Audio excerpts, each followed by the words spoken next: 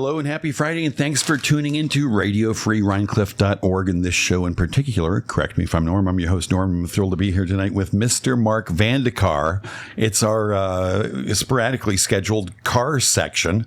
Mark, thanks for being here. You throw me off with the Mr. Mr. Yeah. I'm not used to that. Yeah. You're like, is it a bill collector? I've been called a lot of things, but not a lot of Mr. Not a lot of misters. No. Well, thanks for being here. You hurt yourself a couple of months ago, right? Yes. What happened? Stupid accident. My daughter bought a commercial building up in New Hampshire. Uh-huh. So me and the wife were going up and helping her on weekends. So we'd stay in the motorhome. So nice. Every week I had to dump the tank. And what does that mean? The black water tank. Oh, we don't need to get into detail. Gotcha. No. Okay. And I have a setup there behind the restaurant where I can pull up a sewer lid. And I can dump it there. Now, is this strictly legal? Yeah. Oh. Yeah, no, it's all legit. So I have to move cars and everything to do it. That Friday, I started at 6 in the morning, and it's 9:30 at night, and I'm moving cars. I get it all set, and I had to just lift this lid up and hook the hose and let it go. And, you get that, sometimes you get a feeling. I said, I should probably do this tomorrow. But I said, nah, it's only going to be 15 minutes and it's done. I'll have the motorhome out of the parking lot so it doesn't jam things up tomorrow. And you have a little hook that you lift these lids up with, and you can flip them up. Well, it was stuck. I pulled, and the hook slipped. I went up in the air and landed wrong. Oh, boy. You heard the snap when I went down? Oh, that's not good. So I managed to get myself into the house. And this is all up in New Hampshire. Yeah, no, this is here. Oh, back here. Okay. Yeah, and I managed to get in the house. And usually Marilyn comes over when I get hurt, and she goes, "You should go to the hospital." And I go, "Nah, I'm going to be fine." She says, "You're going to go to the hospital?" And I said, "Absolutely." And I went to get up, and I said, "Don't call the ambulance." So they came and threw me on a board and took me in, and it was that was a whole big experience. I got to tell you, because. They took me down to where St. Francis used to be. Now it's Mid-Hudson Valley or whatever it is, And that's in Poughkeepsie? Yeah. And they did an MRI, and they said, T12 vertebrae, you fractured. You could see it was kind of messed up. So the guy gives me a bunch of pain medicine and stuff, and he says, you got to get used to walking with the walker so we can let you out of here. Gads. So it was so hard. I've hurt myself a lot, so it's like I'm not too much of a wuss with that. But this was like pain you just couldn't go through, Right. So I got myself so I could go with the walker, right, a little bit. And he said, "Okay, we can let you go." He says, "But you can't take the walker." And I go, "It's 1 o'clock in the morning. How am I going to get in the house?" Right. So we 1 o'clock in the morning, they let me go. Oh, and they can only give you pain medicine. Emergency room, just. If you're looking for pain medicine, don't go to the emergency room because they only can give you 2 days because of the opioid thing. Yeah. So I go out front and I look around and I said, "Marilyn, nobody's here. Throw the walker in the back of the car." Nice. So I threw it in the back of the car. I got to get it back down to him again. Oh, now I don't see. need it now. That's on the to-do list? Yeah, it's on the to-do list. But they gave me 2 days pain medicine. That was only good till Sunday night. Yeah. So Monday morning, I went down to Orthopedic Associates. They have open walk-in, The interesting thing is I go in there, the guy, they do another x-ray, and say, "Yup, your T12's crushed and stuff." And I go, "Okay."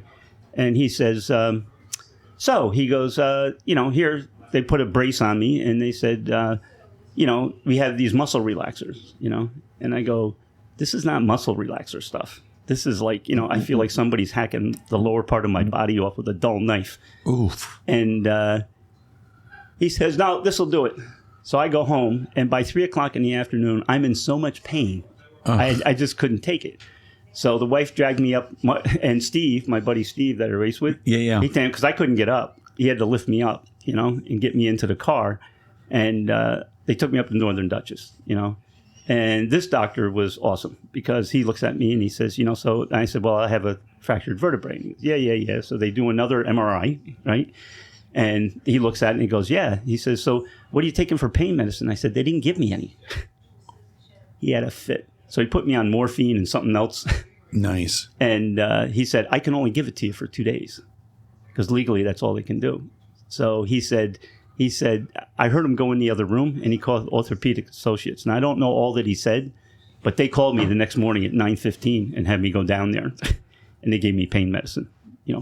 I need pain medicine for like, I don't know, it was like 2 weeks. Right. Because I only take it when it's so bad you can't take it. And so at any rate, but since then it's been good, and it's getting better and better. And I went to HSS in the city, the special surgery hospital. Okay. Those guys are unbelievable. You're sitting. Nobody else says anything except T12 vertebrae. You crushed it, And I go, well, okay. I go there, and you're in your little room waiting for the doctor to come in, and they have this big screen TV, and they put the MRI up on there. And he goes, "Here's your back. This is what happened." And he said, for doing this, he said, you did it like the best way you could, because you didn't mess up the back of the vertebrae where the nerves come out and stuff. It's just where the round piece is, where the spine goes through. He says that'll probably heal. And he said if it doesn't after a year, they can do a surgery where they put titanium in. But he said he doesn't like to do it when people are active, because if I mess it up again, if I have that in there, it'll mess it up more. I gotcha. And this is a crazy thing, though. He says if he does it, it's an outpatient surgery. And the operation only takes 35 minutes. The titanium thing. Yeah. What? That's ridiculous. He says 35. He said the biggest problem is putting you under and getting you ready to go. He says, right. But he says you go home the same day, and he says chances are if you have any pain when you come in, it'll feel fine when you leave. Right. Yeah. Yeah. 35 minutes. So if anything happens, go to HSS. Really, I got to tell you. And that's down in New York City somewhere. Yes, it's right off the FDR. The Hospital for Special Surgery. Yeah. And so now are you on anything for the pain? No. Nope. That's amazing. Well, I know myself. If I don't have pain to stop me, I'll do too much. I see. So you're not taking anything to deaden the pain, so that you can feel it when you've pushed yourself too far. And that seems reasonable. And what's great, they told me, they said, actually, the discomfort I feel, I don't have to worry about hurting it, because of the way it broke. It's just the pressure of standing up. It's the pressure of the spine. The little circles hold the spine from falling. all the nerves from falling through. So the hurt you feel is not making it worse. Right. Yeah. Nice. So, well, thanks for being here after all of that. We wanted to have you here earlier, but you were flat on your back, I guess. Yeah, no, it wouldn't have been so good. No. Yeah, or all hopped up on some pain meds. Well, that might have been good. No, I'm not sure. It might have made for good radio. Yeah. Well, I'm glad it's healing so well. And so you're back at work. Right. And for people who don't know, this is Mark Van De Carr of M&M Automotive down here in Route 9, just south of Rhinebeck, just behind Matchbox Cafe or whatever it's called, the little restaurant there. And you've been there for like forever, for decades and decades. 40 years. 40 years. Yeah. Amazing. I didn't think I'd live this long. Yeah. Let alone stay in the same place. And before we get into the questions, because lots of people posted questions on Facebook or called them in or whatever, what's the longest amount of time you've ever taken off work? Ever taken off work? I think a month is it, really. Maybe a little over a month, maybe 5 weeks. Yeah. Well, and when was that? It was a long time ago. Yeah. And I ask because you're just fixing to take another month off work. Right. I'm going to take 4 weeks off. And I guess that you'd probably never done that, but you have. No, I've done it before, yeah. Yeah. Now it's great because I finally got enough help. I got lucky with 2 guys. And last time you were here, we talked about how difficult it is to find good help. Where did you find these 2 guys? On Indeed. And I was just listing it wrong. Oh. Because what I listed was I listed for a starting tech, right? Right. And a starting tech, now we give full health benefits. I pay the deductible. So healthcare costs them $0. There's all kinds of benefits, okay? And it's starting salary between $20 to $30 an hour to start, right? Nice. And the problem is everybody saw the 30 and they thought the 30 was the most you could ever make. Oh. So what I did was I went back. This time when I went back, I said, okay, starting tech 20 to 30 and an A mechanic would be anywhere from 35 to 45. Right. So now they say, oh, I can make it to 45. So I had 25 applicants. Wow. One guy interviewed so well. I said, this is the guy. I was so excited, right? And he didn't show up. Oh, no. Didn't show up, didn't call. So this other guy... Did you ever hear back from him? Like maybe he found another job or something? No, nothing. That's ridiculous. Nothing. I had this feeling, so I texted him. I said, hey, give me the size of your toolbox so I can make enough space. because that's a perfect chance for them to say, "Oh, I got something else, or I'm not going to come." Right? Now, Nothing. Do mechanics bring their own toolbox? Yeah. Oh, yeah. Yeah. That's why they really they spend a lot of money. Like this toolbox, I'm helping the guy that I just hired. He has Right. 3 kids. He's got it kind of rough, and I have a toolbox now. That toolbox right now is going for $22,000. Just the box, the empty Just the box. just the empty box goes for $22,000. Wow. And I'm selling it to him for $1,500. Nice. But I used it for years, so Yeah. I bought another one. I got one. I never pay that. You wait until it's used. You wait until some tool man has it and he's going out of business, something like that. The one I have now, I paid $8,000 for, but that was $29,000. You got. Now, is there a special place like an eBay for car mechanic gear? No, they have tool trucks come around. Okay. And, they go, like for toolboxes, go to Harbor Freight. For crying out loud, it's a toolbox. Who cares what name's on it? You know what I mean? Right. Because you can get one from Harbor Freight, a really nice one, for about $7,000. But they all lock, right? And, Yeah, they all lock. And do and all your guys lock theirs at the end of the day? not in my place, no.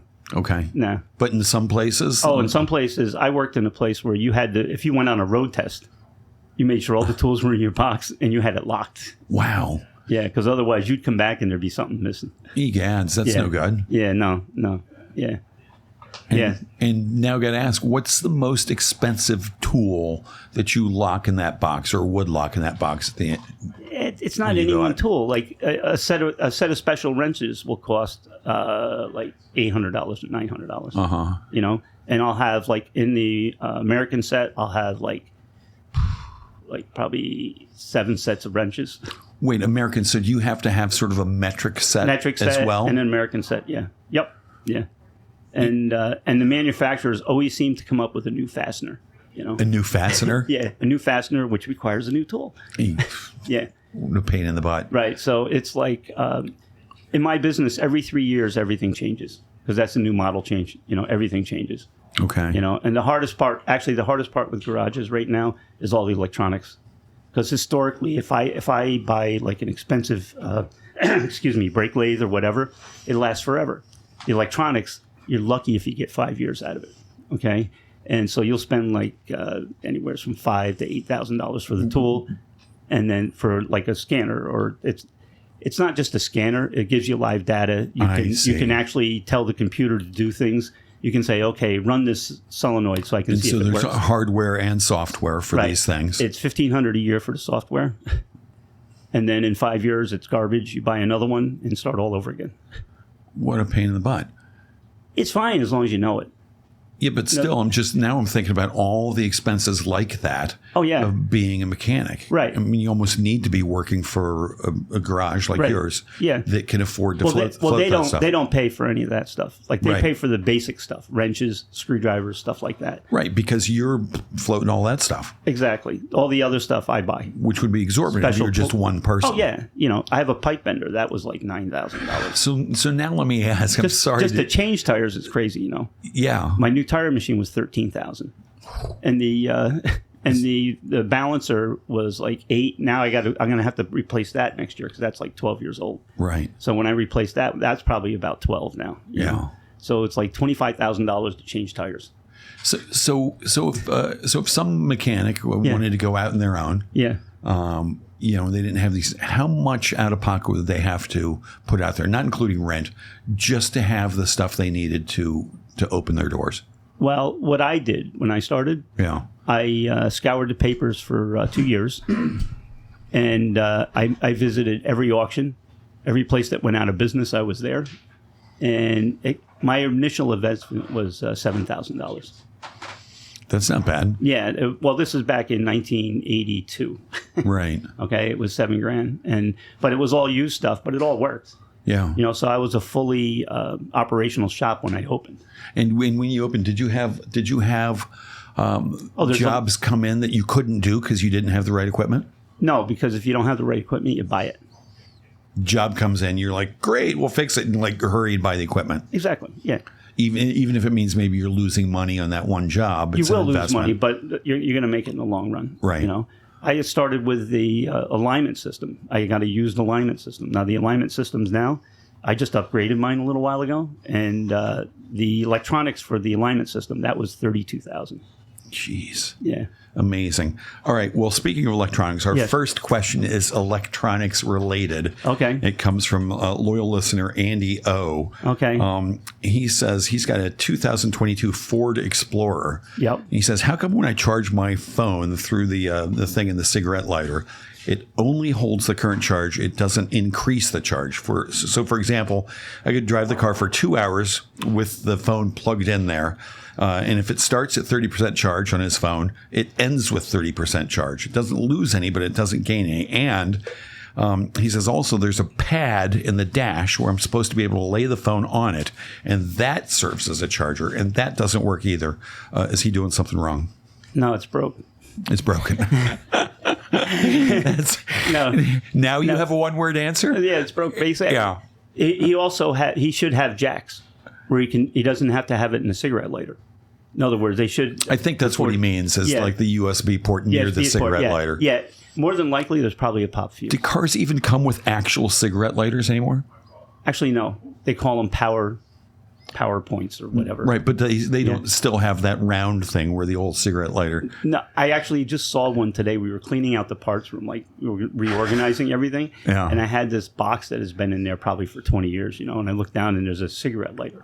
It has the little thing you push in that turns red and everything. Yeah, that coil on the end that got hot. Yeah. Those things were cool. I drove a car one time. That's what the mob used to threaten everybody with, those things. Oh, boy. I drove a car one time and it had a little hole the size of a cigarette. Yeah. And you could just drop the cigarette in there and it would light it while it was in there. So really? You didn't have, I've never seen that. Cool. I think it was a Jaguar, and this had been like 79 or so. Possibly, yeah. A fancy-ass car. So Andy O, the message to him is, it's broken. Well, the thing is, if his... being that both of them don't work, all right, it probably has to do with the fuse, more than likely. Okay. Somehow they tripped the fuse. But why? If he has a power outlet, okay, which he probably has, because they all have them, right? He might have plugged something in that shorted it out. Okay. If he has an adapter for his phone, they get messed up sometimes. And you'll plug it in, and that'll pop the fuse. But he says, his example is a 2-hour drive, starts at 65% charge, ends at 65% charge. You would expect after 2 hours, your phone would go from 65 to like 55 or at least 60. Unless that's only if you're using a GPS. Otherwise, if you're not using GPS, it just sits there and sleep he's probably got a newish phone too, so it probably holds his charge and stuff. I know this guy. He doesn't have a 10-year-old iPhone. Yeah. More than likely, it's probably it's either a pop fuse or something wrong with the feed line, because those both would take off the same fuse. Right. Where you can lay the phone on it and it charges, and also the other thing. So the chances of them both being sour is slim. Right. All right. Yep. All right, good. That's your first question. I think you did great at that. So remember, when he goes to the dealer, say it's broke. Yeah. Well, would he? It's a 2022. Would he take it to the Ford dealership? Yes. Okay. Yep. Yeah, it's under warranty. Okay. Always get it done free if you can. How long is a typical warranty for one of these cars? Actually, I don't know what most of them are running 3 years, 36,000 miles. Some of them, like Hyundai and I think Kia. I know it's pretty much Hyundai. Hyundai was running 100,000 miles, which is really kind of funny because their motors make it to like 105. Really? And when they destruct, they don't like, gee, it sounds funny, They'll be riding along fine, everything's good, and oops, that's it, So. And then what? You need a new engine? Yeah, pretty much. Yeah. I love that. Well, the last thing you want to do is fix it because they're terrible, So like if you fix it, the risk of it, like something else going wrong, is pretty great, Well, but if you got 105,000 miles out of it, and then you get a new one, wouldn't you expect to have 105,000 miles out of that as well? Out of the new one, yeah. Yeah. Put a new one in, yeah. I see. But instead of patching it up, right? Exactly. Just get a new one, right? And do you do that very often? You did that for me one time. You got a new engine. Yeah, we try to avoid it as much as we can. Yeah, because it's always they're fraught with problems. Used ones, you get a used motor, you never know what you're getting. There's no way of telling what you're getting. It hit a tree. All you know is it ran good enough to run into a tree. You don't know if the guy ever changed the oil. You don't know if the guy ever, if he used to like race it or beat the hell out of it. You don't know. Would you go look at them first? You No. just sort of, yeah. No. And the problem you is, call your parts guy and you say, call hey, the parts guy, and they, you know, they say they give warranties, but the warranties aren't so good.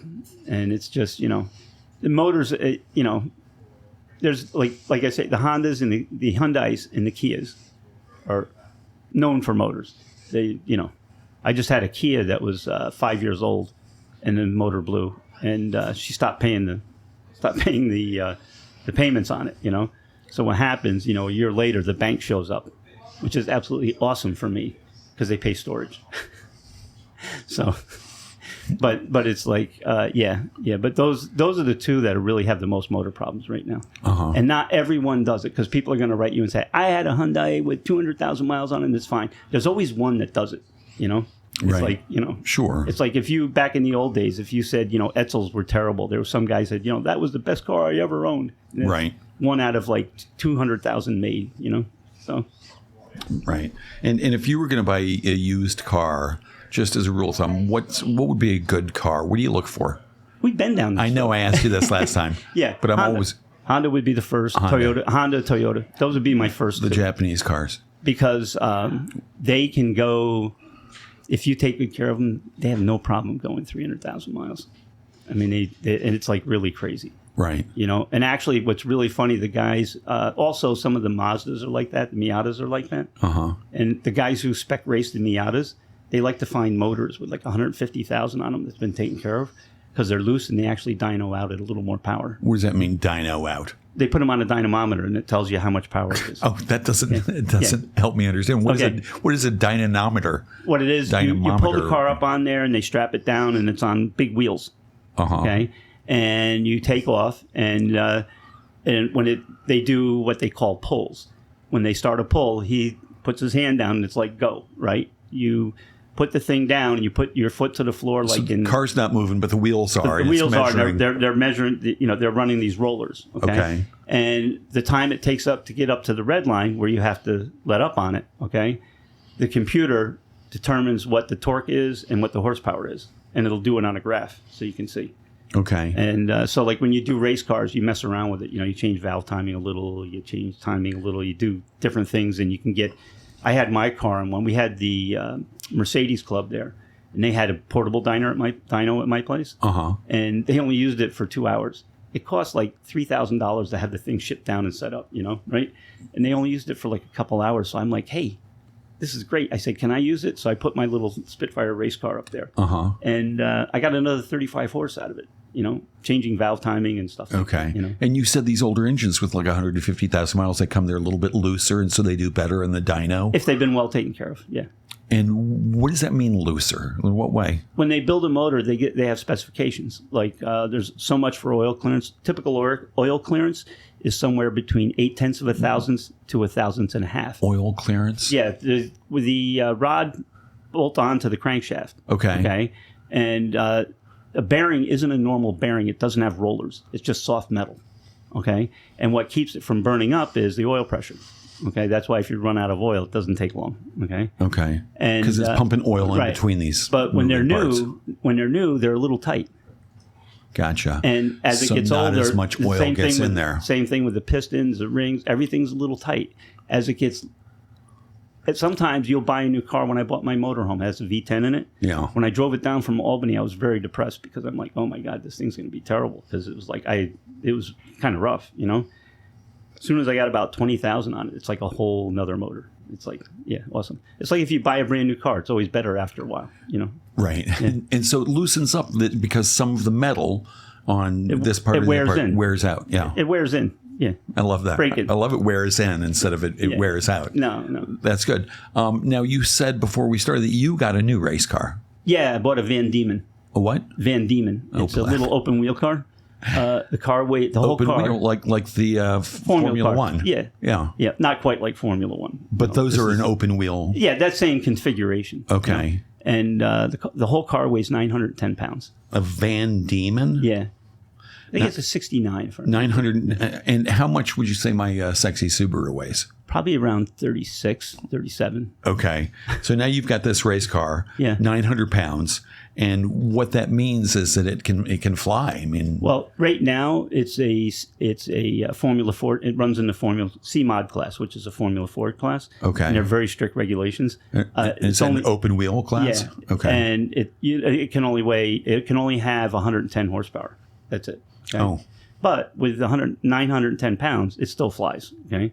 But I'm going to make it a B mod car. Now, making it a B mod car, I got one of these Toyota motors from Japan that has like 6 valves per cylinder, and it's 200 horsepower at 10,000 RPMs.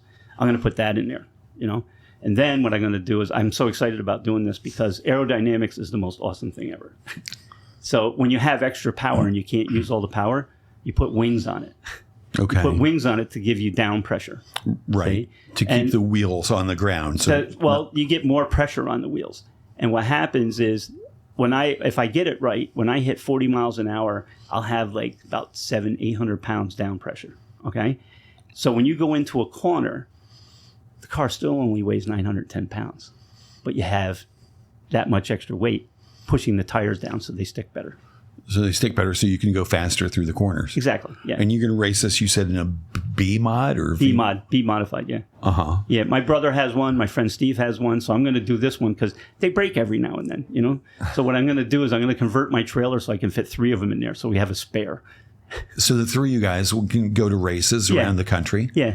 What's the furthest away race you go to typically? I know you race in Atlanta some. Yeah. Or Georgia. Georgia. Cecil, Georgia. It's Egads. It's the middle of nowhere. Yeah. Let's see. Topeka, Kansas, Nebraska, Peru, Indiana. And this is for the B mod class. But it's for Solo 2 stuff. Solo 2? Yeah. Basically, it's a parking lot and you set up cones for...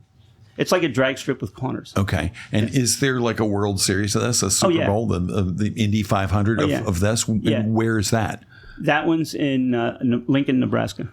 Okay. Yeah. And you have to win a certain amount of things. You can accrue a certain number of points or something. If you're crazy enough to go there, they let you run. If you're crazy enough to go to Lincoln. So have you been to Lincoln? Oh, yeah, I've been there. That's actually the largest motorsport event in the world. Uh-huh. They'll have typically 1,600 drivers. Wow. Yeah. Yeah. It's pretty awesome. And so have you had this kind of car in the past? Have you raced this kind of car before? My brother's car. Okay. My brother has one, and that's what got. And Actually, I never he lets you drive it. Yeah, I never thought I would do it because I always drove my race cars to the event.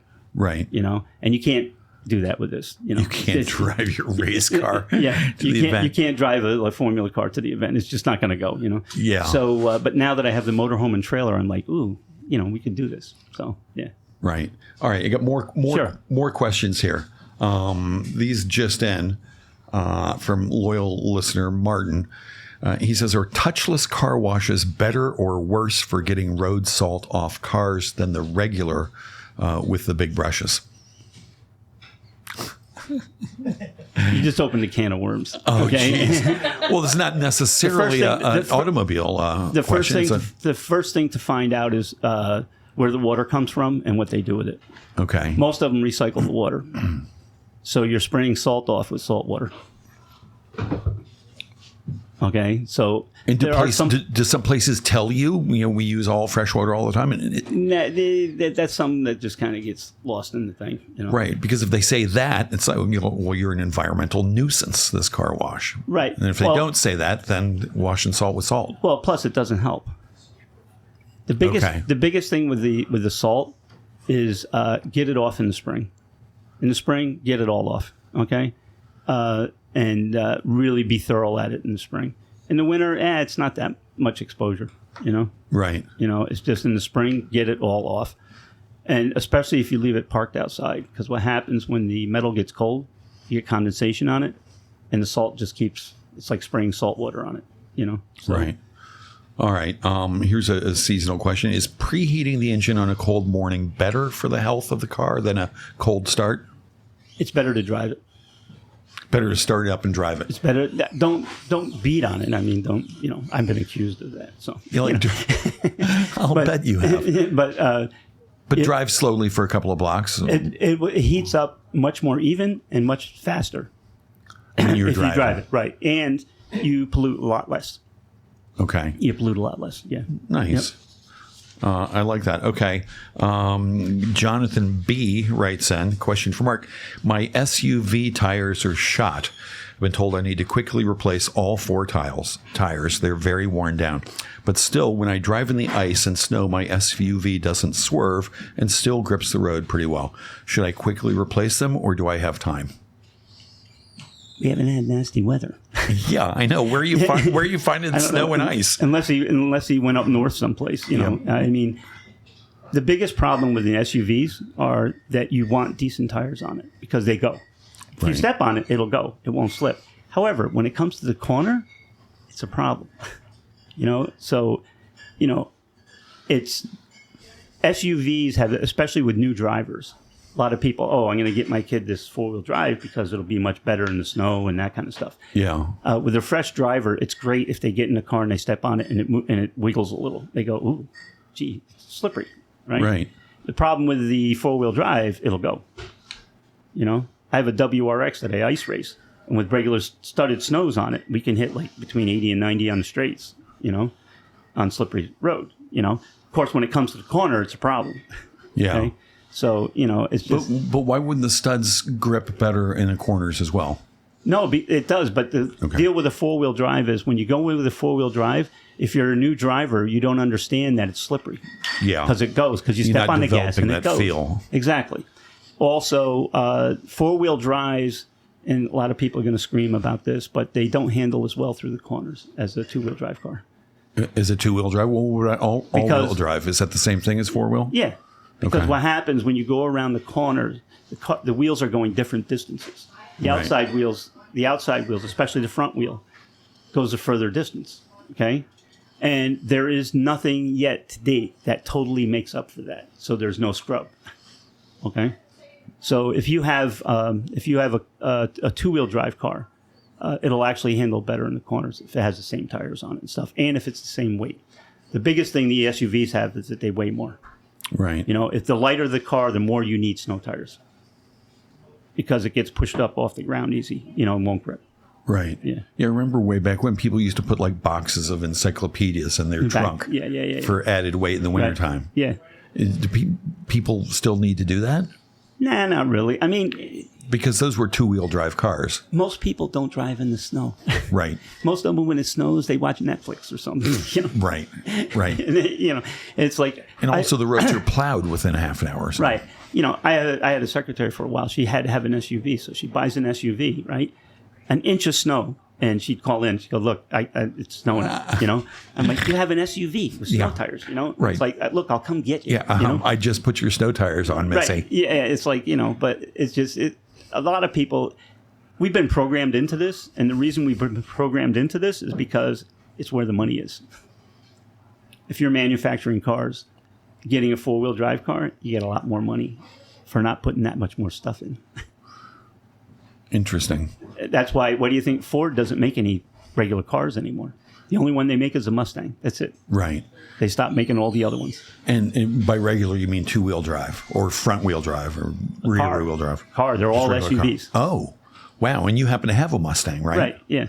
And how do you like that? Oh, I love it. You get a Mustang convertible. Is that front wheel or rear wheel? Rear wheel. Uh-huh. I drive it in the snow. I drive it all the time. It's fine. I think it's fun if it slips a little, you know, kind of like, you know, makes it interesting. You're in the high school parking lot doing donuts. Yeah, right. Yeah. Woo-hoo, with your brother. Yeah. That's hilarious. All right. Gina, loyal listener Gina WF has a question. She says, my 2011 Toyota Tacoma has a horn issue.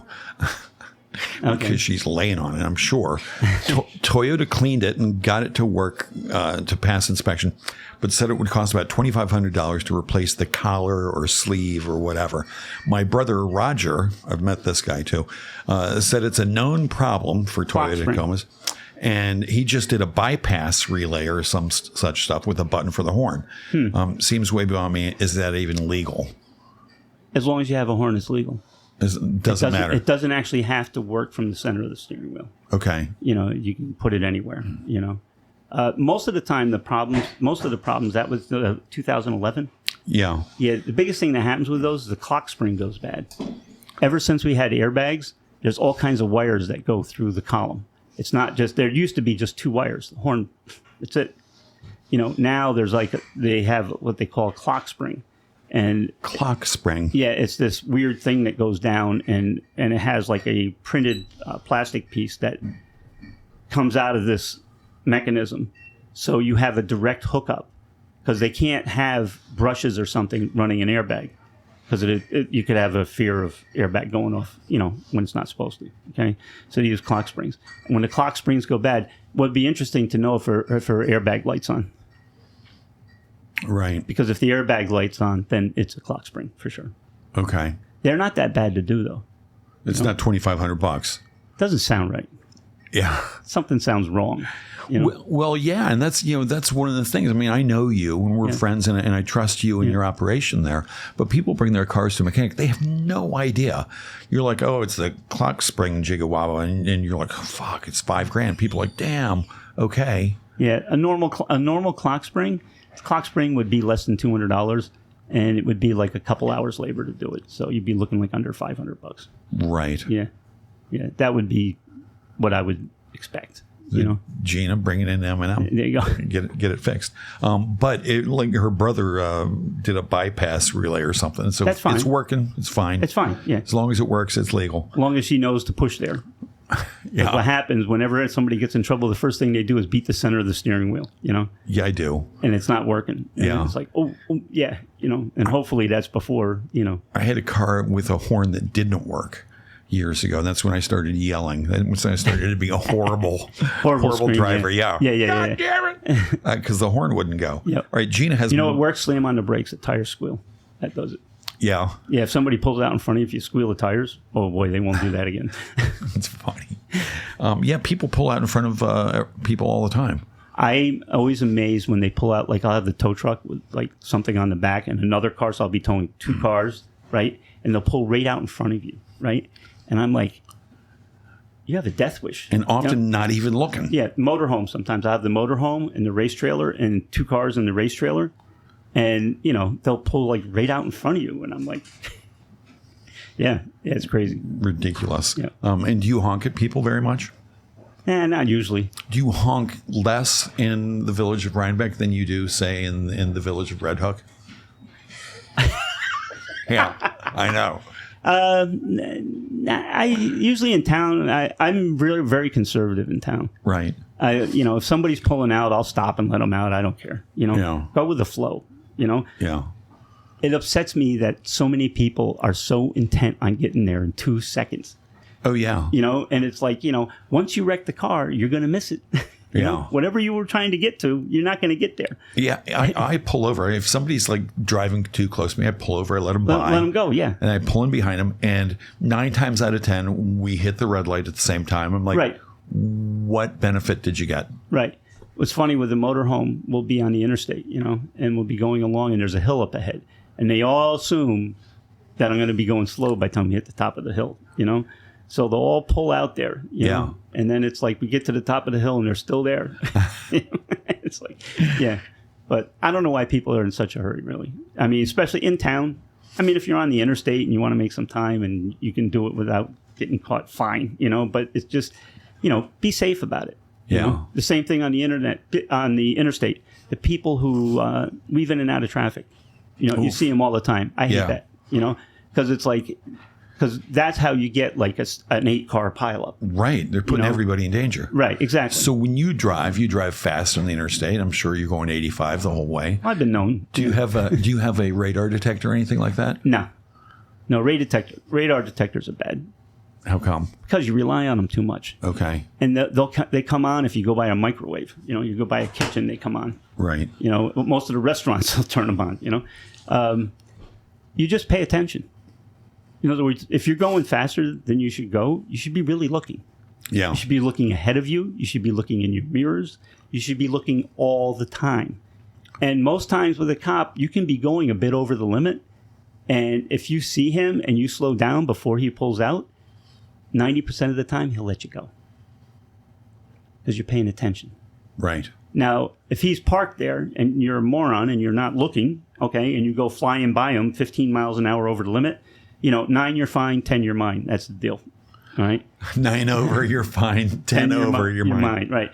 And, you go by 15 miles an hour, and you don't slow down at all, he's going to be pissed. Right. And he's going to pull you over, and you're going to get a ticket. Yeah, he's going to be pissed for the disrespect. Yeah, the only help if you didn't see him is just say, I'm really sorry. I was looking in my mirrors or something, But otherwise, he thinks you're just disrespecting him. Yeah. Right. Yeah. That's an interesting take on it.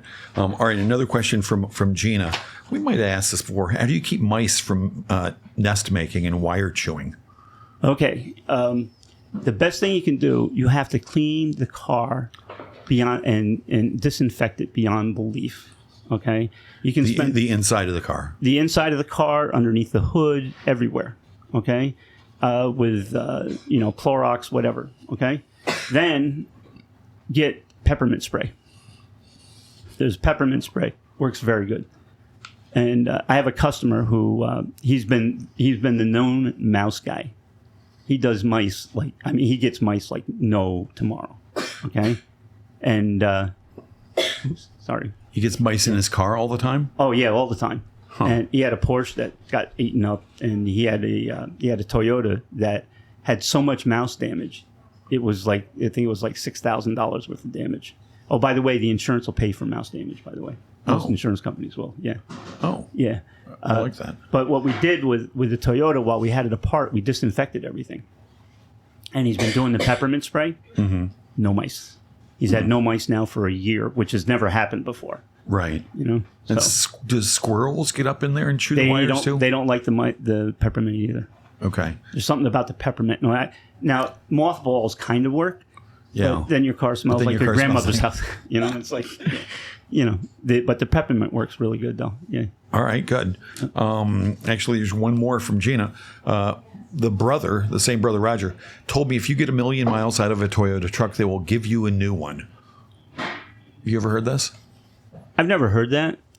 You remember the Pepsi thing? Yeah. With the jet? Yeah. Right? Right. They said if you gave how many points? Yeah. It was they gave some ridiculous number of points. Urban legend. And this guy went and he figured it out. He says, I'm going to get all the points. Right. He got all the points and he says, where's my jet? Yeah. Yeah. Might be like that. Maybe. Who knows? Maybe. Have you ever seen a car go 1 million miles? Not 1 million. But a few 100,000. No, like 600,000. Yeah. And I got to ask, what kind of car was that? Actually, it was an old 240 series Volvo. Okay. Yeah. And it's funny because Volvo had an ad campaign for years that was about these advanced odometer readings. Yeah. The old 240 series Volvo, the motor, if you kept antifreeze and you kept oil in it. And was that the flying brick? It never stopped. That one? Yeah, it never stopped. Uh-huh. The thing that I thought was so funny, though, that was right when Volvo got into being the safest car on the road back in the 60s, right? And they did this they'd have 2 brake lines that go out to each wheel. So if you have a brake line failure, you still have brakes on all 4 wheels and all this kind of stuff, right? But the funniest thing was they had the lousiest taillights ever. Taillights never worked, So the thing better take a rear end crash real good because chances are your taillights aren't going to work, right? That's hilarious. Yeah. And were they ever actually the safest car? I would consider them, yeah. I would consider them. I would consider them really safe. Yeah, structurally, they're a tremendous car. Mm-hmm. So is Subaru, by the way. Uh-huh. Subaru's a very good structured car. Yeah. Nice. Yep. Yeah, I've got a fabulous Subaru. You wouldn't think so. That's why they weigh so much. There's a lot of extra metal in there. Okay. Yeah. In the frame, and the chassis. And the structure of the car, yeah. Okay. Yeah. Yep. Huh. All right, let's just see.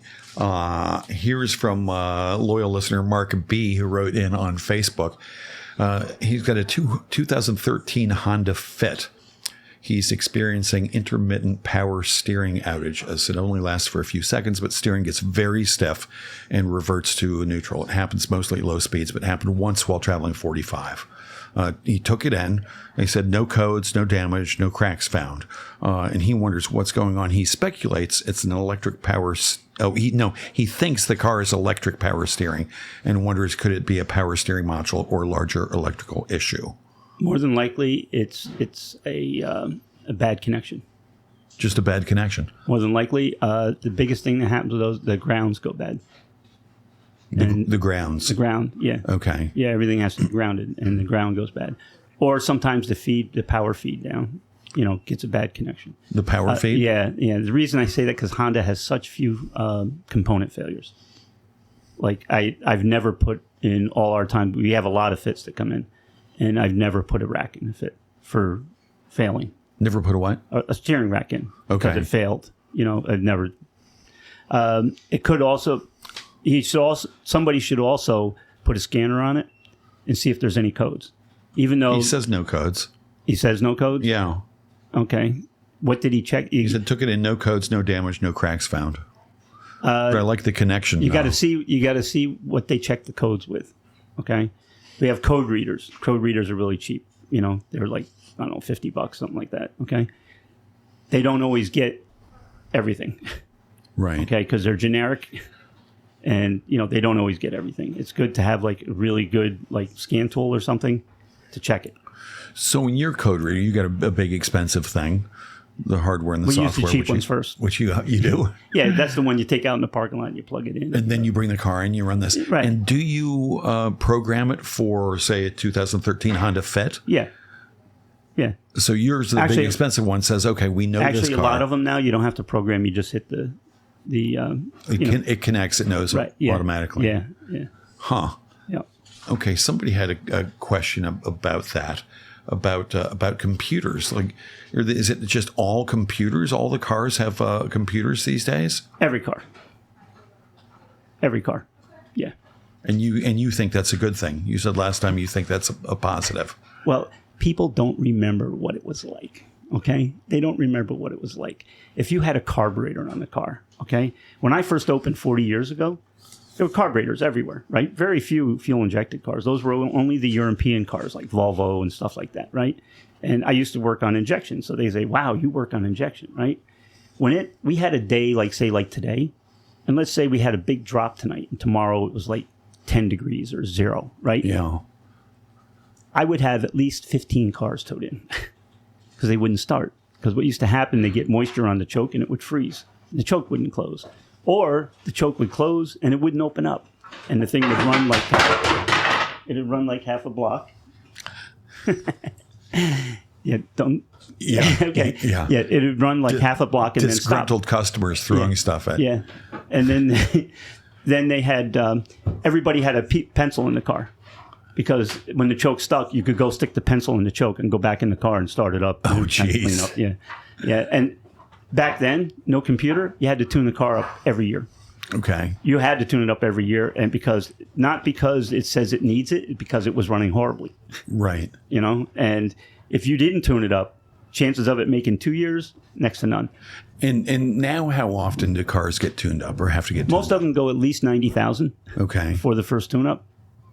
And they run the same all the way through. And what happens in a tune-up? What are the things that happen? Plugs, fuel filter, air filter. You used to have to check the timing, but you don't do that anymore because that's computer controlled and it stays the same. And the spark plugs wear out? It's just shooting a spark. Two pieces of metal. It eats the metal. The spark does? The spark eats the metal, yeah. That's why they have iridium plugs. The iridium plugs last longer. But the iridium plugs, some of them go for like $45 a piece, something like that. If you have a Mercedes and you have, 16 plugs, it gets expensive, But the deal with the plugs are as the gap gets wider, the ignition coil has to put out more voltage to jump the gap. I see. Okay? And usually that's more of a problem going up hills or stepping on it. The reason is because when you step on the gas, the throttle plate's open, and it lets more air into the motor, and you have more compression, and the air's denser. With the air denser, it needs a hotter spark to go through the dense air. Okay. All right, and so what'll happen is let's say if the spark load gap is off by, like, say, 10,000s, 15,000s, okay, and it's supposed to be 40,000s, and say, so it's at 60, right? If you had it on an oscilloscope, the voltage at idle would be like about 8,000 normally, be like 8,000 volts. And if you stomp on it, you could get it to flash to 14, right? If you have it at that, it would probably start out at 15. And if you flash it, it goes up almost to 20,000. Okay. Now, the coils can put out a lot of current. You can make them jump like a 1-inch gap. They'll put like ridiculous voltage, 60,000, right. 70,000 volts, right? The problem is that the insulation isn't that good. So it starts burning through the insulation. In the spark plug. No, not in the spark plug, but in the ignition coil, or if you still have ignition wires, which most cars don't anymore. But even if it's just a coil, there's a little long thing that goes over the plug that gets the voltage from the coil down to the plug. It actually burns through the side of those. Okay. And that's why, like, you'll notice, like, when it's wet out, it's more likely to happen. Huh. Yeah. Interesting. And what does it typically cost to get new plugs and new filters and stuff, the tune-up? The best thing to do is follow the manufacturer's specs. If they say 90,000, you hit 90,000. This is the problem we have. The computers block learn, okay? They go on past experience. And as the burn time gets longer, you need to put more gas in or it doesn't run right, okay? Well, what they do is they put more gas in to adjust for that. Right. The final word with the computer system is the O2 sensors. The O2 sensors, after the computer makes a decision, the O2 sensors say, well, this is what happened. Now, They have a basic line that they follow, a basic program they follow. If it gets way off, they make an adjustment. So instead of going from the one block, we'll go one block up, give it a little more gas, go to that one, and see how it is, So what'll happen sometimes, you'll have a car that has, like, say it's supposed to be tuned up at 90,000 and you have like 70,000 on it and the battery goes bad, right? This happens all the time. You put a new battery in it. You have to make sure you drive it so the thing relearns. Because when you disconnect the battery, it wipes the memory. So if you ever leave a place with a new battery and it doesn't want to idle and it doesn't want to run right, just be patient with it, drive it a bit, and it'll relearn and it's fine. Gotcha. Yeah. But a tune-up is taking care of a lot of these problems. And what is that, $300, $500? Depends on the car. Typically. What? Depends on the car. Depends on the car. Depends on the car. It used to be so simple. When I first opened, we had, right on the wall, it said 4-cylinder tune-up this much, 6-cylinder this much, V8 this much, right? Nowadays, forget it. All bets are off. Some cars, like some of the BMWs, 6-cylinder, but you can spend 5 hours doing the tune-up because you got to rip half the car apart to get down to everything. That's a hassle. Because they're designing the car to run, not to be maintained. Yeah. When I love it when people say, "Oh my God, that's ridiculous," and it's like you bought a BMW. You know what bring BMW means? Bring your wallet. Bring my wallet. Yes. So they make good cars. I mean, I'm not. Yeah, they look good anyway. Yeah. Great car to borrow from somebody. Great car to borrow from somebody. Yeah, it's like being an uncle. Right. That's good. Here, you started crying. You take it back. So is there a car that when it pulls into your lot, you look out the window and you see this car, you look, oh, fuck, and you change the sign to closed? Because, you don't want to deal with it. No, not usually, no. Nah. That's my fallacy. I'll take it on, You what? I'll take it on. I'll do it. You will? Yeah. Because somebody gave me a sob not long ago. You're like, don't do it. I'm like, but it's free. He said it's free. And I said, what did you do to piss her off that she wanted to give you that? Yeah. And you said, oh, it's a sob story. Right. Sob story. Sure. Yeah. Yeah. The problem with those are now they're getting old enough now. The parts are really a problem. Uh-huh. The parts, they're getting hard to get. They're getting more expensive. It's a problem, So. And has this recent bout of inflation and the supply chain issues had a big impact on the price of these parts? The Saab stuff's just expensive and hard to get. That's all. Right. The biggest thing is that it's hard to get. Right. But I mean, in general, for most cars. Most stuff? Oh, everything's going crazy. Everything's going absolutely nuts. Stuff I used to be able to get same day, well, maybe next day. Some of the antique cars or collector cars that I used to be able to order stuff and have it overnighted, I'm lucky if I get it in 2 weeks, 3 weeks. And it's just, a lot of I don't know how they're doing now, but they're doing a little better, but a lot of the warehouses couldn't get enough employees. We're short people, they couldn't get enough employees. So they could only process so many deliveries a day. And so it's not that they didn't have it in stock, and it's not that the shipping was that bad. It was just that they couldn't get it out of the warehouse because there's only like 3 people where there used to be 30.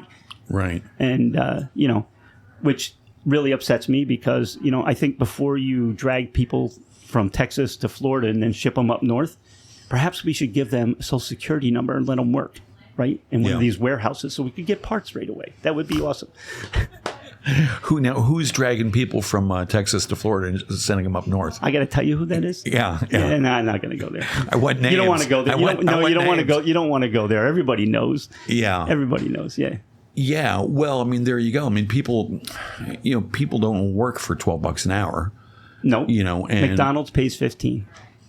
Yeah. McDonald's pays 15. That's amazing. I'm not sure I knew that. I might have heard that. Yeah. And that's amazing. And I wonder what percentage of the CEO's salary the lowest paid employee is. It's insane. Yeah. It's insane. And if they screw up and they run the company bankrupt, they'll give them like $20 million to go someplace else and wreck another company. Yeah. We are out of whack. We are out of whack big time. Yeah. I mean, don't get me going with that. That could be a whole nother show. Yeah. Yeah. It could be. I read somewhere the other day, the average CEO salary of a Fortune 500 company is 351 times the lowest Correct. paid. And like 40 years ago. You know why that is? It was like 30 times. Yeah. It's not that the people 40 years ago or 50 years ago had more, like concern and being, I got to be a good citizen. Okay. It was the tax laws. Okay. Back in the Depression. Okay. Right after the Depression. See, I'm getting you started. Yeah. They had a 90% tax bracket. Right. And everybody says that's crazy. That was nuts. No, it wasn't. Because I can't remember if it was $1 million or $2 million. The first $2 million, no. Right. Now, this is back in 1930, where like a house was like $2,500. Right. Okay. So how many billions do they need? Right. So what happens if you put a cap on it? If they go to take over that point, they go, well, let's see, if I take this, the government's going to get 90% of it. I'm only going to get 10%. You know something? I'll give all my employees a raise, give them health insurance, and they'll all produce more and it'll all go better. Right. Right. Exactly. And then they're making money and they can go out and buy the stuff they're making. Right. Yeah. Well, someday maybe that'll reverse direction, though I'm not hopeful. I don't think so. Yeah. I have high hope for that. No. Yeah. What's the metaphor? I think putting the toothpaste back in the tube. Yeah. Probably not going to happen. No, that would be easy. Yeah. Well, we can dream. Speaking of dream, do you have a dream car? Is there a dream car that you would love to have and you never have had? Probably a 427 Cobra. Okay. Yeah. It's a really cool looking car. It's the first car that would do 0 to 60. It would go from a standstill to 100 miles an hour to a standstill in 10 seconds. Amazing. Yeah, now, a street car. Now, I saw that movie, Ford versus Ferrari or yes, whatever. That's the car from That's the car. The car that he goes over, FCCA said the trunk wasn't big enough, so he couldn't run. So the guy goes over there with a hammer and beats the hell out of the trunk so it's bigger. And he goes, there, now it works. Pretty good scene. Yeah. Yeah, I really like that. Do you have other favorite sort of race car movies? Actually, one of my favorite movies was Vanishing Point. And who's in that? I don't even know who's in it. It's just this is back before computers, so all the driving was real, and they were incredibly responsible. In the beginning of this movie, this guy has this it's a Dodge Charger or something, right? And it's a Hemi and stuff, and he goes into this wet town out west, and he's doing like 100 miles an hour through this town, and they have bulldozers blocking the road, right? So he flips this thing sideways and backwards and smoking the tires. He's going backwards about 70 miles an hour, right? And he's smoking the tires to go forward. This thing manages to stop like literally half a foot from the bulldozer blades. And he takes off, right? That's how the movie starts, okay? Nice. Then this guy was going cross country and the cops are trying to find him and all this stuff, right? That's the plot, such as it is. But then at the end, he comes into this town, same town, right? He comes into the town. And he runs straight into the blade. He runs straight into the blade. The car catches on fire. And that stuck with me forever. That saved my life like many times. Because when you see that, right? And as it turned out... It's a cautionary tale for you. Yeah, you're out there doing something stupid. And I go, ooh, you could be crispy critters to the wheel, And so, you slow down. And they interview the guy. And the guy said, originally, that was supposed to be the end, right? But they said it was irresponsible because they said all these kids are going to go see this movie and they're going to go out and get their dad's car and go out and do impossible stuff and get hurt. Nowadays, let them get hurt. Matter of fact, let's make it so they have the guy driving 110 miles an hour through a city typing on a computer, Right. You know, he blows a piston and somehow that blows a hole in the floor, which I couldn't quite understand. Okay. But then the cops show up and the car starts up and it doesn't smoke and it drives away fine. You know? Yeah. And it's like, you know, put some realism there. One of the guys from that, you know, died racing on the road. I can't remember his name. Guys from Vanishing Point. Yeah, no, from Ford versus Ferrari. Ford versus Ferrari? No. The Fast and the Ridiculous. Oh, the Fast and the Furious, right? That the guy. Fast and the Ridiculous. It's not Fast and Furious. It's ridiculous, for crying out loud. Oh, well, it's ridiculous how quickly this hour has gone by. Yeah. Mark Van De Carr, thank you so much for being here and talking. We're going to miss the end of February. I'm going to be in Brazil. Questions? I can do it the first week Didn't of get March. to them all. Oh, we didn't. No, there's still more. But thank you so much for coming in. Everybody, thanks for tuning in. Have a happy Friday. Drive responsibly. And we will answer the other questions when I come back. We'll get to them later. Have a great trip, Mark. Thanks. Happy Friday. Good night. Yep.